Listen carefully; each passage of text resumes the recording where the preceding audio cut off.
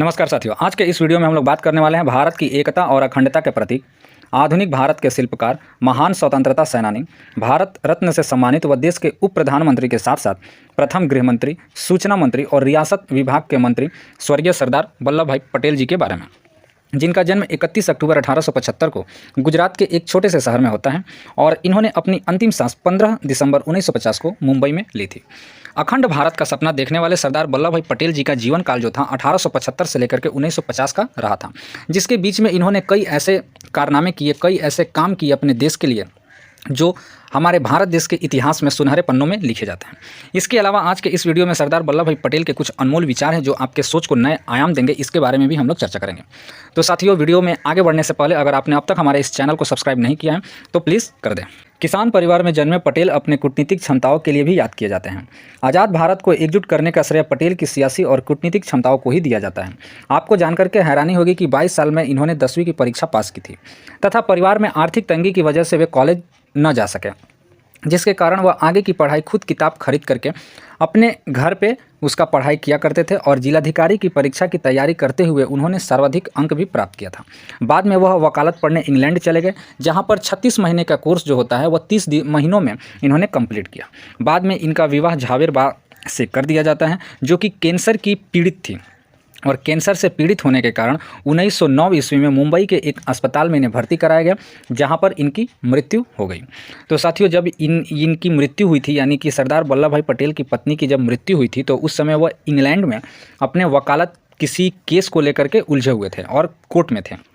उसी बीच इनको यह खबर इनके बगल में जो इनके साथ वकील थे उन्होंने इनको दिए, और जब उन्हें पता चला कि इनकी अब वाइफ यानी पत्नी नहीं रही, तो उन्होंने अपने केस को वहाँ पर रोका नहीं, बल्कि यह खबर मिलते ही वो शांत हो गए और अपना केस को कंटिन्यू किया। तो ऐसे थे सरदार वल्लभ भाई पटेल। साथियों, लौह पुरुष और सरदार की उपाधि इन्हें कैसे मिली यह हम लोग देख लेते हैं। तो साथियों, स्वतंत्रता और विभाजन के बाद भारत के सामने एक अन्य बड़ी समस्या राजवाड़ों से संबंधित थी, जिसमें गांधी जी ने पटेल से कहा था कि रियासतों की समस्या इतनी कठिन है कि आप अकेले ही इसे हल कर सकते हैं। साथियों, इस बात पर आप गौर कीजिएगा, गांधी जी ने पटेल से कहा क्या था? कहा था कि रियासतों की समस्या इतनी कठिन है कि आप अकेले ही इसे हल कर सकते हैं। यानी कि सरदार वल्लभ भाई पटेल जो थे, चाहे जितने भी कठिन से कठिन कार्य हो उसको वो आसानी के साथ करने का क्षमता रखते थे। इसी साहसिक कार्य व दृढ़ व्यक्तित्व के चलते महात्मा गांधी ने सरदार पटेल को लौह पुरुष की उपाधि दी थी। उन्हें भारत के बिस्मार्क के रूप में भी जाना जाता है। इसके अलावा हम लोग बात करते हैं सरदार की उपाधि। साथियों, इतिहास में आपने पढ़ा होगा बारदौली सत्याग्रह, जिसमें भारतीय स्वतंत्रता संग्राम के दौरान वर्ष 1928 में गुजरात में एक किसान आंदोलन हुआ था, जिसे इतिहास में बारदौली सत्याग्रह के नाम से भी जाना जाता है। उस समय प्रांतीय सरकार ने किसानों के लगान में 30% से भी अधिक वृद्धि कर दी थी।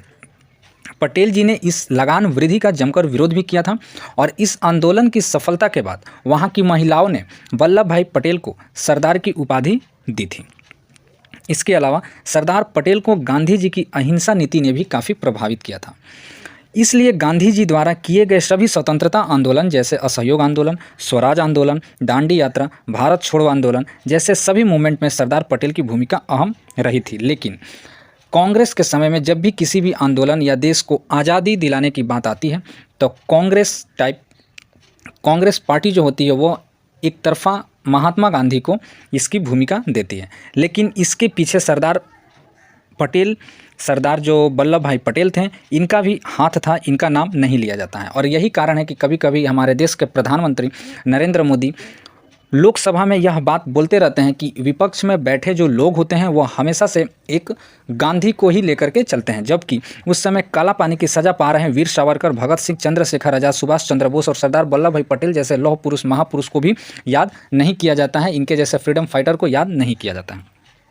इसके अलावा सरदार वल्लभ भाई के कुछ अनमोल विचार हैं, इसके बारे में हम लोग जानते हैं, और उसके बाद इन्होंने कौन कौन सी महत्वपूर्ण उपलब्धियां हमारे देश को दी, इसके बारे में विस्तार से चर्चा करेंगे।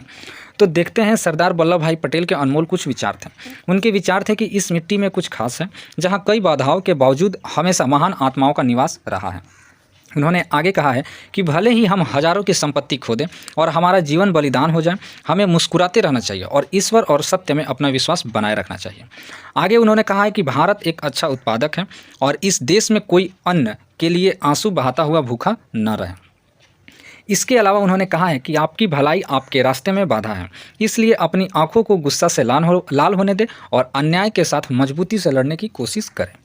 इसके अलावा उन्होंने आगे कहा है कि जब जनता एक हो जाती है तब उसके सामने क्रूर से क्रूर शासन भी नहीं टिक सकता। अंततः जात पात के ऊंच नीच के भेदभाव को भुलाकर सब एक हो जाइए। इसके अलावा सरदार वल्लभ भाई पटेल ने कहा था कि आज हमें ऊंच नीच अमीर गरीब जाति पाति के भेदभाव को समाप्त कर देना चाहिए, तभी हम एक उन्नत देश की कल्पना कर सकते हैं। इसके अलावा आपको अपना अपमान सहने की कला आनी चाहिए। इसके अलावा उन्होंने कहा था कि अधिकार मनुष्य को तब तक अंधा बनाए रखेंगे जब तक मनुष्य उस अधिकार को प्राप्त करने हेतु मूल्य न चुका दे। इसके अलावा सरदार वल्लभ भाई पटेल को कौन से सम्मान दिए गए थे तथा उनका महत्वपूर्ण योगदान के बारे में भी देख लेते हैं। महात्मा गांधी ने उन्हें लौह पुरुष की उपाधि दी थी। क्यों दी थी मैंने आपको बताया। सन 1991 में मरणोपरांत भारत रत्न से भी सरदार वल्लभ भाई पटेल जी को सम्मानित किया गया था। साथियों, सरदार वल्लभ भाई पटेल के नाम से गुजरात में एकता की मूर्ति, जिसको स्टैचू ऑफ यूनिटी स्मारक कहा जाता है, इसको भी बनाया गया था। और स्टैचू ऑफ यूनिटी जो है यह साथियों भारत के प्रथम गृह मंत्री सरदार वल्लभ भाई पटेल को समर्पित किया गया है। स्टैचू ऑफ यूनिटी भारतीय राज्य गुजरात में स्थित है।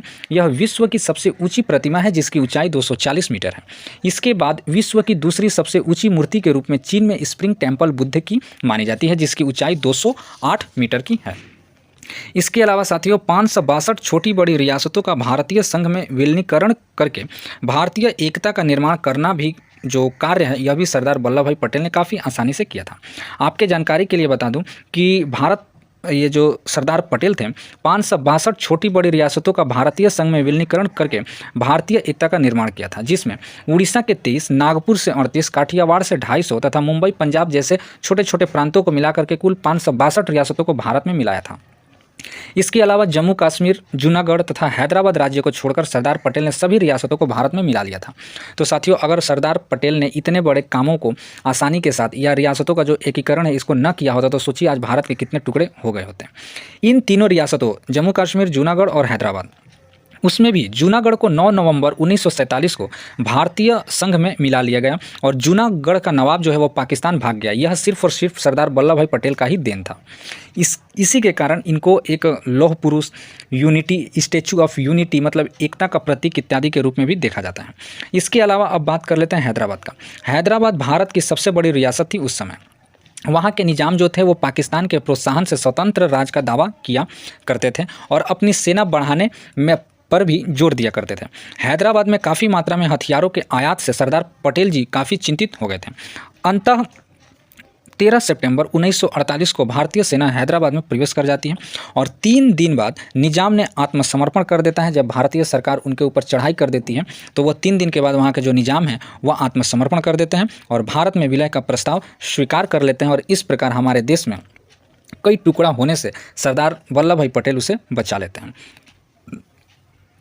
इसके अलावा अगर हम बात करें तो स्वतंत्र राष्ट्र में सरदार पटेल ने एकीकरण का मार्गदर्शन किया था पूरे भारत में। अहमदाबाद के हवाई अड्डे का नामकरण सरदार वल्लभ भाई पटेल अंतर्राष्ट्रीय विमान क्षेत्र के नाम पर भी रखा गया है। गुजरात के वल्लभ विद्यासागर में सरदार पटेल विश्वविद्यालय की भी स्थापना हुई है। इसके अलावा सरदार पटेल कुछ किताबें लिखे हैं जिसमें भारत विभाजन, गांधी, नेहरू, सुभाष, आर्थिक एवं विदेश नीति, मुसलमान और शरणार्थी, कश्मीर और हैदराबाद इत्यादि जैसी पुस्तकें इनकी मशहूर हैं जो कि इन्होंने अपने हाथों से लिखा हुआ है। तो साथियों, आज के इस वीडियो में हम लोगों ने सरदार वल्लभ भाई पटेल की पूरी जीवनी तथा उनके कार्य जो उनका जीवन था उसके बारे में भी आज के इस वीडियो में हमने चर्चा की है।